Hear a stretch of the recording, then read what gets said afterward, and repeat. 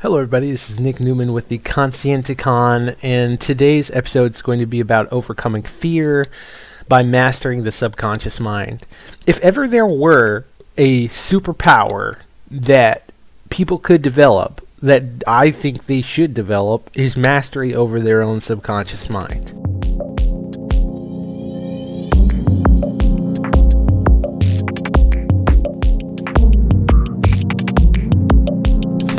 Now, I will say it's not a simple process. It's going to take conscious effort. It's going to take time. It's not like you don't just transform your subconscious mind in a day. It takes a lot of time. And there are some principles to understand. But first, I'm going to tell you a little story about me, okay? About 3 years ago, I could not drive a car. I was terrified of driving cars. There had been incidents that I had been in, and maybe there was an accident when I was younger that I was in that fucked me up, or whatever. When I saw a car, I thought of death. And one of my friends who's trying to become a mental therapist, or whatever you want to call it. He's trying to go into school for psychology. But he asked me, he's like, when you see a car and you think of driving, what do you think of, Nick? What do you think of? And I was like, death. Because, my life at that point was so difficult. I didn't have a lot of money. Didn't have my life structured in any way. So if I was to drive a car and wreck it, then that would just be too much of a problem for me.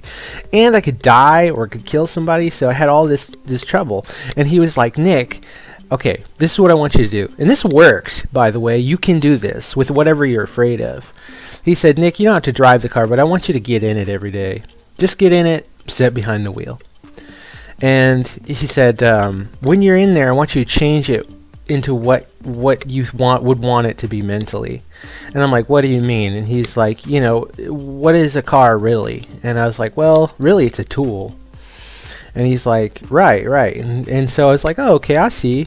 And he was like, what kind of benefits could you get out of being able to drive? And I was like, well, I could handle a lot of my problems if I could drive. It'd be way easier to get around places and handle things. And he was like, right. And I said, okay, man, I will think of it as my chariot, as my fucking sword. You know what I mean? And so I sat in the car. This took days, okay? Because I was really afraid of driving. So I just get in. I owned a car, by the way. I owned one, and I didn't drive it. So I mean, that tells you the degree of my fear, as ridiculous as it is. But I got behind the wheel and I'd sat there and say, this is mine. This is an extension of me. This is my sword. And then I'd pretend to drive. And I'd do this at night because I'd be embarrassed, of course. But I'd sit there and do it. And eventually I just drove it. I didn't even have a fucking license and I drove it. I'm not advising anybody to do that. But eventually I was driving it. And I had, from then on, I had teachers too. And my girlfriend's mom really forced me to take lessons. And that was really good. But at the time, I was capable of taking these lessons because I had already done this subconscious prepping. And so, what I want to explain here is that how the conscious mind and the subconscious mind work.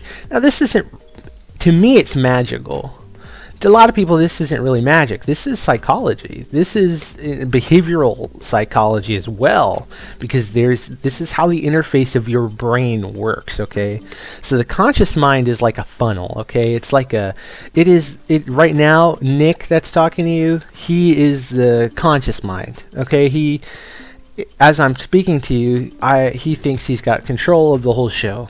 Okay, which is a good thing to feel, being in control of the whole show. But in reality, there's this subconscious mind behind me. It's coming up with the reasons why I'm even videotaping this. It is coming up with the reasons why I'm feeling safe right now. It is analyzing information. And if you want to get technical with it, you can think about it this way. Your brain, your conscious mind can only handle about 7 tasks, give or take 2. So maybe 9 tasks if you're super sharp. If you're not so sharp, 5 tasks, which is still awesome. You know what I mean? But to be able to process that many tasks in the conscious mind, the subconscious mind is doing all this crazy shit.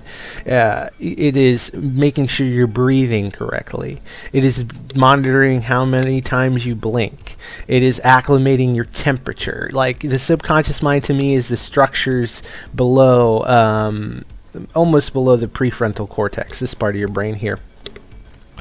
And the idea is that as whatever you're doing right now, as you set, maybe you're not aware of the floor beneath you and your feet, or maybe you're not aware of how your clothes feel against your skin. Maybe you're not aware of the ambience of the atmosphere around you, the lights in the room, the decorations in your house, the people around you fussing or not fussing. You're maybe not aware of that. And the idea is that you are aware of it. Parts of you that your conscious mind cannot access are aware of that. And what its job is to filter that data. So the idea is that you take in 11 billion bits of information. And I believe that's at any given moment. Okay, 11 billion bits. That is how cold it is in the room. That is the light in the room. That is all these things that your attention is focusing on and fluttering from. That's all that going on at once. 11 billion bits of information gets processed into the conscious mind into 4 bits of information at a time. Think about that. 11 billion bits to 4 bits. That's the resolution of your conscious mind. Okay? And so, this is why, when you are trying to overcome any kind of fear, when you're out in the world, the subconscious mind's taking in all this data, it's relating it to old information, it's going to make that conscious or unconscious. So if you have any kind of trauma, you go out in the world and something bad happened to you, the subconscious mind maps whatever the hell the situation was like at that time and relates it to the bad thing that happened to you. And so then, even when the bad thing's not happening to you and you're outside or whatever, the subconscious mind is going to tell you shit's not okay, because it's very similar to where we were feeling before when this bad thing happened. And then all of a sudden, the body has a physiological response. Your heart races, your adrenaline pumps, all this crazy shit starts happening. You start to get uncomfortable. You panic, even though consciously you're like, there's nothing wrong. There's nothing wrong here. You're looking around and there's nothing wrong. But your subconscious is saying things are within the parameters of how they were before when that bad thing happened. So let's get the fuck out of here. Fight, flight, or freeze. That's what it's doing. And what's amazing is the human brain is very plastic. If you don't believe me, check out Andrew Huberman's podcast, which I love. I watch that podcast all the time. I really recommend my viewers watch it. Even though it takes a while to get through that information, he does give you very powerful points that you can follow. And so, essentially, your subconscious mind is like a horse, and your conscious mind is like a rider. Okay? And you're bound to each other in some sense. You're strapped in. The rider's strapped into the reins of this horse, can't get off. But the rider's smart because it has the ability to make comparative references of the environment into a story that makes a sense, like a contextual story. As I make this video, I know that it's not the right time to go get up and eat or whatever, because my conscious mind is like, chill and make this video because we're making a story here. Even though I may be hungry or whatever, the subconscious may be hungry and wanting me to do all this, but I can override that.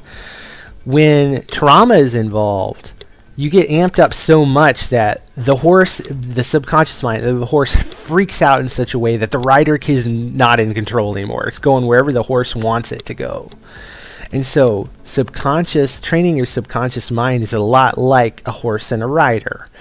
The rider has got to overcome the fear of the horse, which in some sense is the fear of the lack of control, in knowing that you're unified and that it's justified. So your emotions are like this. Your emotions are like the horse. That's how I like to think about it. Anytime I have an emotion, it's like I'm a rider on a horse and the horse is spooked. You know what I mean? It's having some sort of feeling this way or that way, and it's not intelligent enough to refine it into whatever's going on. So like if a guy approaches an attractive girl, he starts to panic and stuff because the horse is panics. Even though consciously he's like, it's just a girl, like, and why am I so uncomfortable at this point? It's because his subconscious programming is telling him he's unworthy. The horse thinks it's unworthy. And it doesn't matter what that guy tells himself at that moment, he's going to be nervous in confronting the girl. Or in my case, it was driving. It didn't matter. If I was behind the wheel and I was piloting that car, I was going to panic because subconsciously I had taught myself that cars were things that could kill you. And I had to change that. I had to change it into like, this is my salvation. You know what I mean? And so when you can start to do that, you can really take control of the subconscious mind. So here's some practical tips. By the way, if you like this content, please comment, like, and subscribe. I got a Patreon that is really, really the prime way you can support the growth of the Conscienticon and the sharing of practical information with other people. I appreciate the community so much. I've got one patron so far, David. If you're watching this, David Kirshner, I appreciate you so deeply. I've got products on Redbubble you can purchase as well, little stickers if you like, if you really want to support the channel. So here's the points that you can use to train your subconscious, okay? And you might have already gotten kind of an idea of it earlier when I was talking about how I got over the car thing. What you got to do is you got to acclimate first, okay? If you're having an intense physiological response, one of the best things you can do is start taking cold showers. And you might think, oh, that's got nothing to do with it. What the cold shower does is it teaches you how to be in control when your body is uncomfortable. Cold showers fucking suck. I take one probably once a week or twice a week, okay? This is because they suck. I don't like to do them. However, when I get in there, I can acclimate the conscious mind to the feeling of my heart racing, because when that cold water hits you, it's a shock. You're just like, ugh, fuck. And you power through it. You tell your conscious mind, like, I'm in control. This is what we're doing. This is what's happening, and I'm going to be stronger at the end of it. When you get through it, you walk out of that shower like, fuck, I'm a badass. Subconsciously, you get programmed and say, yeah, I'm a badass. I handled that. Nothing else is going to be that difficult today. This is how you train your subconscious. And I like cold showers because it's physiological. My heart is going to race. I'm going to get all these hormones flowing through my blood that's like, and I'm going to transmute that into something productive and powerful. So physiological responses, cold showers are the best way to do that. And there's a lot of clinical studies that show that the stress on your body is super healthy for you. And you got to spin it into something positive. It ain't going to kill you. It just sucks. So if you have a heightened fear response, something's bothering you that much, and you subconscious mind takes over too many times, and your heart starts racing, a panic attack or whatever, cold shower is a good way to start, because you start to get comfortable being uncomfortable. So that's the first thing you do. And it's just about acclimation. It's about taking the first steps into something uncomfortable, but not going all the way. Just getting acclimated, because what you're trying to do is you're trying to coax the horse into being chill. You're like, the horse is going to, if I just dive into the thing I'm afraid of, the horse is going to freak out and I lose control. Or I can teach the horse that, oh, look, we were a little brave today and we didn't die. All right, let's go again. Well, how much farther can we go? How much farther? And this is a technique that is used by clinical psychologists to help people overcome fear of all kinds. I can't remember what it's called, but it really is acclimation, making people more brave. Second thing you do, this is more subtle. It's an affirmation. It is what you tell yourself. It is, there's a technique called hypnagogia. This is when you're either waking up in the morning or going to sleep, because there's a bridge between the conscious mind and subconscious when you're dreaming or you're waking up. And so what you can do is, if something is an obstacle in your life, you can tell yourself an affirmation in the morning. Like, usually when I get up in the morning, I tell myself something along the lines of, you're a badass. You got this. You got this. You want to do this. So I get up, and I mean, every day gets easier. I don't have to sleep in so much. I don't have a problem waking up. My girlfriend is really bugged about it, actually. She's like, I don't know how you get up all the time, but I do, because I tell myself these affirmations before I go to sleep and when I wake up. So if you're afraid of something, you input an affirmation like, I am greater than this. Or you can put a positive affirmation in, like, if I do this, I'm going to help somebody that needs me. And the whole system loves support, egoic support. So you can anchor onto your ego that way, because there's no better feeling than the feeling of overcoming and growing into somebody that you want to be. There's no better feeling than that. I mean, God, it is the best feeling. When you wake up and you're like, I pushed through and became something I knew I was and I always wanted to be. You can do that. And so affirmations, mantras, and you can repeat them throughout the day as well. I like to do that as well.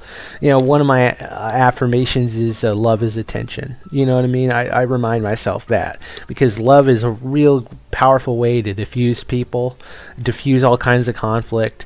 Just give people attention, and that's usually what they need. But that's one example. Another, in my car situation, that my affirmations was, that car is my sword. I need my sword to battle. I need it. And I'd say that. And then all of a sudden it transformed into being a metal death trap into a tool, a powerful tool. And here's the last point. This is really kind of just to reiterate the other points here. Step into control subtly. Step into control. A lot of the problem with me not driving the car out there was that if I wrecked it, it would be one more problem I could not fucking handle. So I step into control by saying, what is the lowest thing I could take control of at this moment? And this is why you have people like Jordan Peterson say, clean your room. People think that's a joke. It's not a joke. What you're doing is you're taking control of the lowest level thing you can in order to create a snowballing effect of control into the future. So you're like, I cleaned my room today. You know what else I could do? I could maybe handle my bank account today. You know what else I could do? I could maybe go out and talk to that girl I always wanted to talk to. Like, it snowballs. It's not a joke. It's serious. And so what you want to do is take control, little things. Maybe the thing that's creating so much fear in you is something on top of a pile of shit that you need to fix prior to that. You know what I mean? Maybe by handling some of those little dragons, it's like slaying dragons. Handle the little dragons, the big dragon ain't going to be so much of a problem anymore. And, once my finances were better, now my finances are good, I can wreck that fucking car out there. It's not a big deal. You know what I mean? The biggest deal to me is not killing anybody. You know what I mean? That's the biggest deal. Instead of, oh man, I could kill somebody, I could total the car and not have transportation, period. And then I'd lose out all this money on this fucking car I'm paying off. I don't have to worry about all that because stuff has been handled. So you kind of decrease the chaos, basically. Step into control. Clean up your house. Clean up yourself, take care of yourself, and then move on. And then you'll find that you have the energy to attempt the acclimation process, which is to get uncomfortable. It is okay to get uncomfortable, to be uncomfortable. What is not okay is to allow that discomfort to control you, because that makes you stupid, basically. The horse is in control all the time. The rider is a slave to the horse. And so then, here's another thing to think about. Other people around you, if they get a whiff of that, they can manipulate you. Dark occultists work this way. They look out into the world and see people who are horses and riders where the horse is in control, and then they know they can manipulate them. This is why, like, pedophiles, if you learned anything about pedophiles, they'll go after kids that are weak, that they think are weak. They're unable to stand up for themselves, because these are kids where the subconscious mind is overriding the conscious. They're afraid, and they respond to their fear first. And so that means if that pedophile goes and it predates on them, they're not going to retaliate in any way. They're not going to tell anybody because they're too scared to tell anybody. They're just going to take it. And I mean, people like that are going to do that to you if they get a whiff of this, of you not being able to control your subconscious. This is Nick Newman with the Conscienticon. I thank you guys so deeply from the bottom of my heart for all this support, the love that you're giving, and I want to give that back 10 fucking fold if I can. I want to help people. So please hit the like button, hit the notification bell, because even though this is a spiritual channel, it is also a no bullshit channel, which I know that's a rare thing. I see a lot of spiritual channels that are bullshit, and I'll get to the end of it and I'm like, well, is this helping me in any way? Or I get to those channels that are like, or teachings that are like, absolve yourself from attachment to the physical realm, and it's like, what? Like what? Aren't we supposed to embrace both? We should be embracing our spirituality and the physical, because we are physical beings. You know, that gets me all the time. So this is why the Conscienticon is about practicality, spiritual practicality. And there's a deep spiritual connection between your subconscious mind, your conscious mind, the environment, and the infinite intricacies of our world and our universe. Thank you all. May love and light be with you. This is Nick Newman. The thing about the Patreon is, first 100 $3 tiers patrons will get a custom video made from me. I will research any topic that you pitch to me as deeply as I can, fold it into what knowledge I know, and then put it out there and express it for you and everyone else in the world that needs to hear it, because I'm hearing ideas from the community that are intense and really impressive, and things that I want the rest of the world to hear. So if you want to contribute to the growing of the knowledge within the Conscienticon, please join and help support me and everybody in their growth of wisdom. Thank you all very much.